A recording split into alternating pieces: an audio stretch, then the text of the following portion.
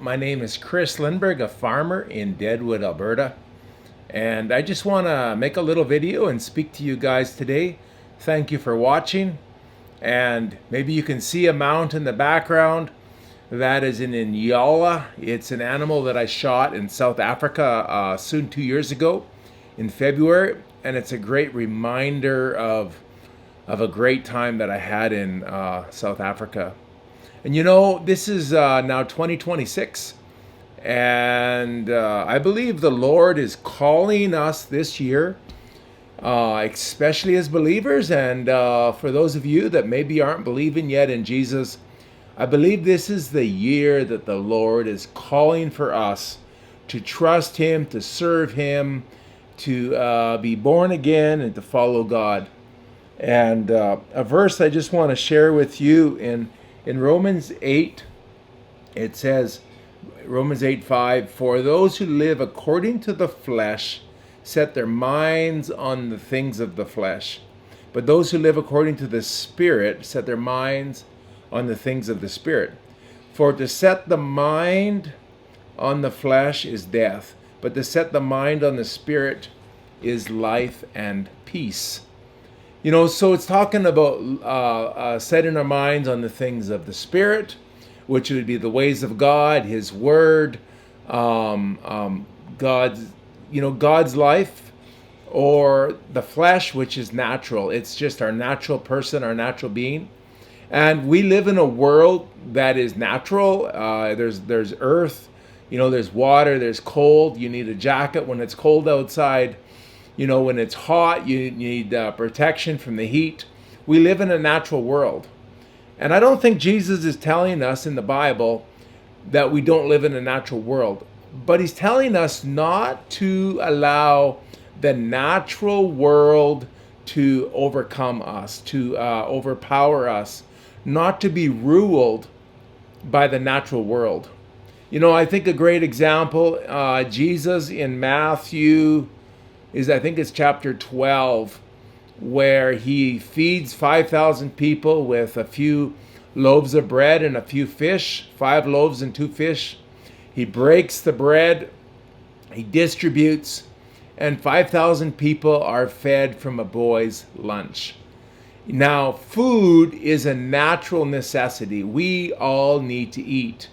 And, we can go a while without eating, but eventually, if you don't eat, our physical body will die. And, we can go quite a while, but eventually we need to feed the physical body. But if all we think about is food, and that is our biggest burden in life, then we can't think spiritual because we are consumed by the natural.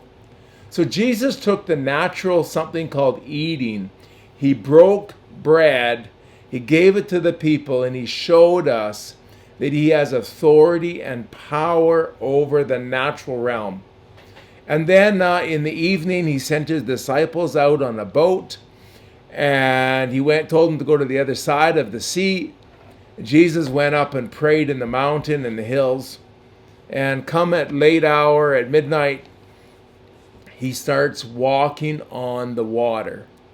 And water is a physical element. Many people have drowned from water. Water is natural. Water is carnal, really. It's a carnal, natural thing. But Jesus again showed He has power over the natural by walking on the water. And in our lives, God is calling us to think above natural. We can't deny the natural. There's water, we need food, we need heat, we need finances, we need money in our bank account to buy our groceries. Natural, we all live in natural. But He's telling us to set our minds above the natural.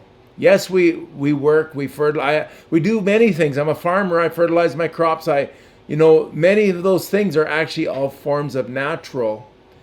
Yet my mind and my heart and my trust needs to be more than the natural. It's got to be on the ways of God. And so this year in 2026, as much as we can't deny the natural, we all live in a natural world. And I think it's foolish to try to deny the natural, but yet not be governed by the natural, not be limited by the natural, not be held back and stopped by the natural. I think the Lord is looking to take our lives to trust Him and to be less affected, less controlled, less hindered by the natural, and to be able to set our minds on the things above, set our minds on spiritual things. And all of a sudden, we'll start to see more and more that we have victory over natural things. I just want to share real quick now in closing. At the end of March, I am going on a gospel trip. Actually, I'm doing a couple of mission trips. I'm going way up north in Nuvik and Tuktoyaktuk in the very far north in Northwest Territories. Some of you think I live in the north, but this is going very far north. I'm going with a team of other people, and so that'll be in the middle of February.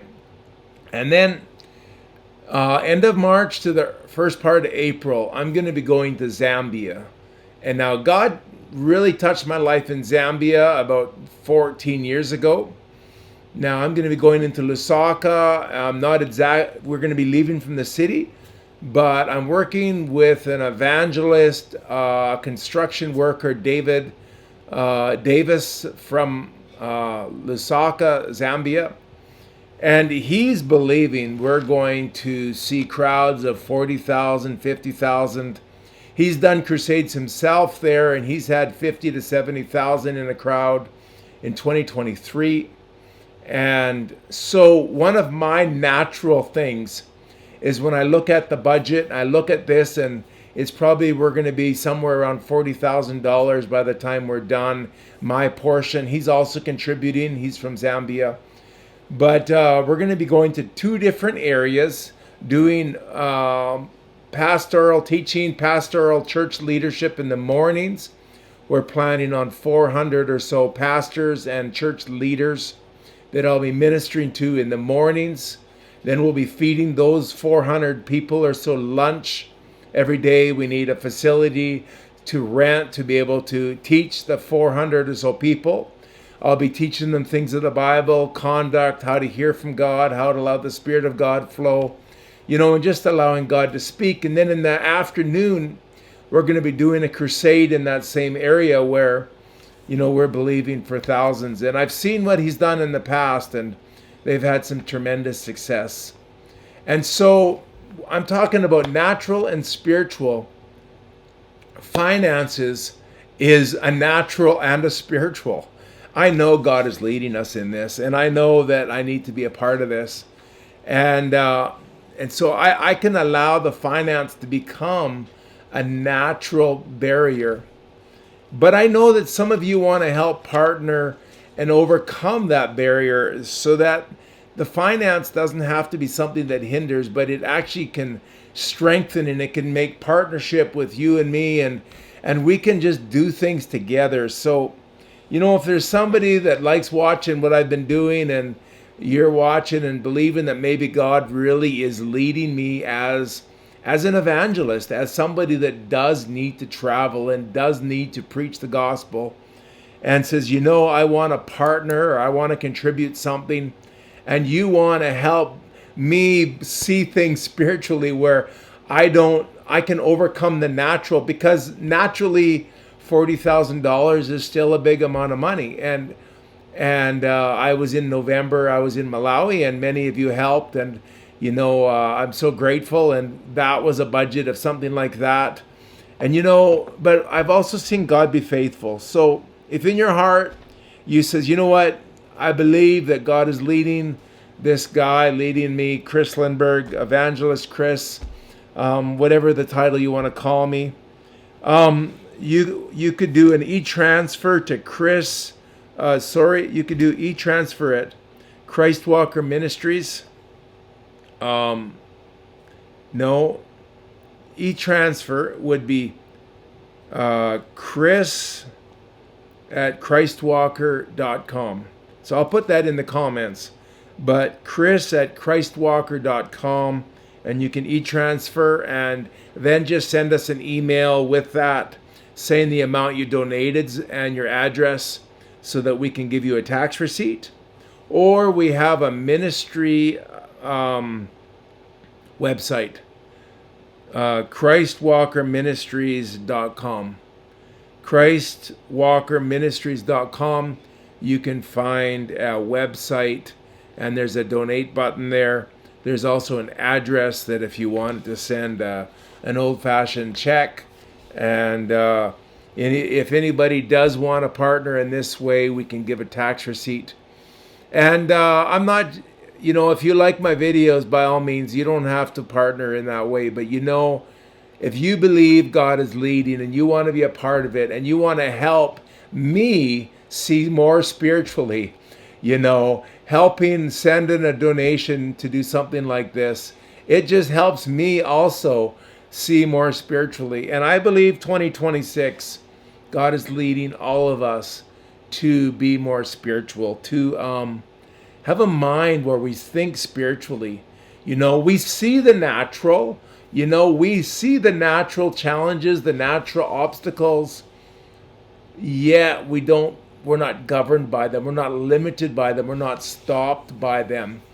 And we find a way by trusting and believing in God to overcome the natural by the spiritual. So God bless you. Thank you for watching to the end.